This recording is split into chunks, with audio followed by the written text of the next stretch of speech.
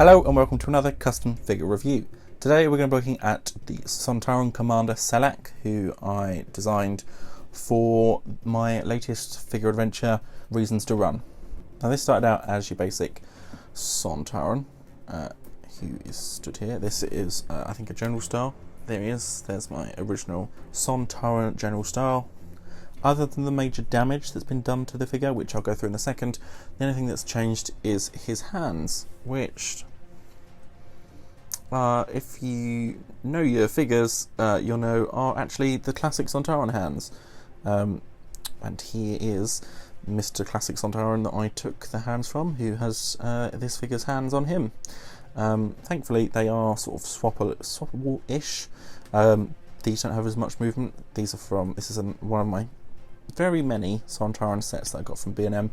They're very, very cheap around where I am, so wasn't a problem to pick up another one just to get some extra hands. This will probably become another custom. Maybe I'll paint them black and he'll have a gloved sort of classic Sontaran. Who knows? Now that idea comes from the Karg costume, as seen in the Sarah Jane Adventures, which I've taken some inspiration for this figure.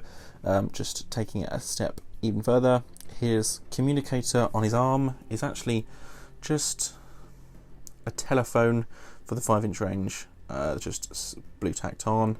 Hopefully you didn't notice that. That was a last minute addition because he had to have some sort of scanner, and he doesn't have them because usually they're on the gloved hand of the original Sontarans.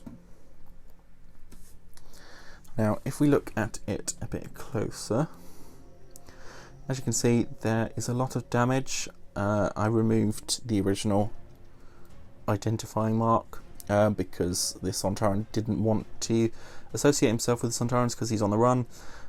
Please do make sure you watch the episode. It would be quite useful if you watched it.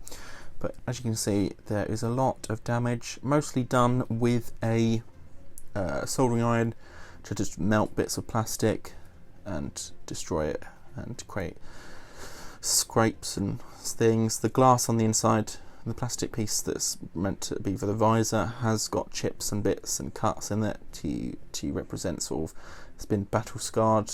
But yeah, there's marks and cuts all the way around. Mostly on, I don't think I did much on the legs actually.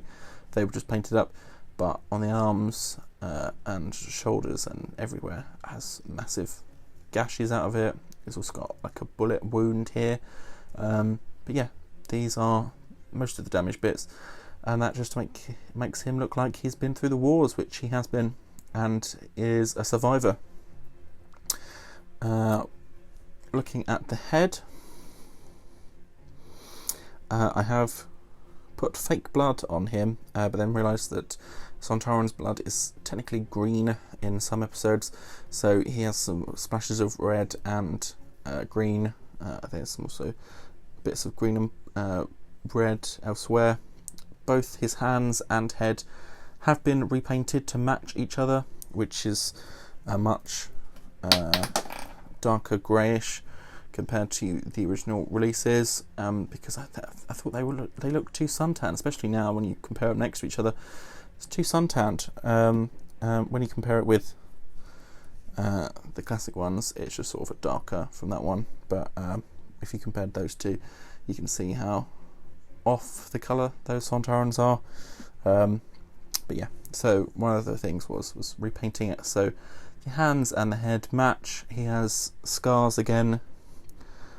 He has a sort of a scarred bit around his eye. He's got a sort of bit of scarred lip, chunks out of his ears on either side, and then scratches and scars and bits all the way around, as though he has been through the war. He has been through a lot of wars. But yeah, simple repaint on the head. The eyes haven't been touched, so they are as was painted before. You can see there's chips on the bits, and I've cut into it a bit. Still the same blue on the inside, but there's sort of a silver wash around so that when he removes his helmet it doesn't look so odd. But that is the destroyed one. And then his gun, originally I was going to cast up, I made some moulds of Sontaran guns, but I was going to cast up a custom one and cut it down like the Commander Karg gun in Sarah Jane Adventures. In the end, all I've done is just taken one of the pre-existing ones that I've got, painted it up with a silver wash, and there's some blood. There's some fake blood splatters across the gun as well. I should have probably put the red line, the red dots along the edges, so it looks like he's firing. In the end, I didn't do it. He has all of the same articulation that the original figure has. He hasn't lost anything.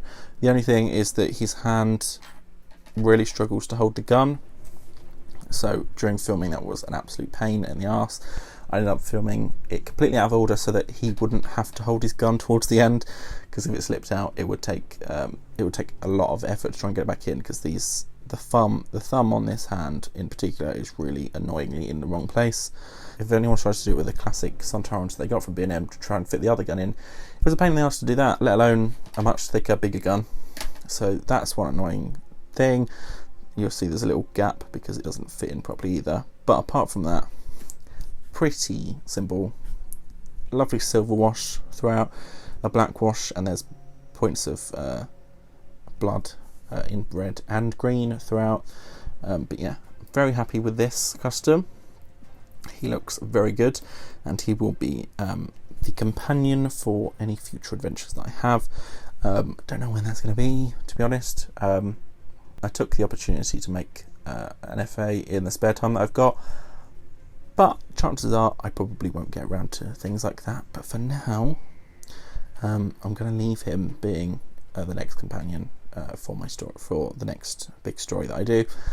Thank you so much for watching the FA, and thank you for watching this as well. I will see you in the next one.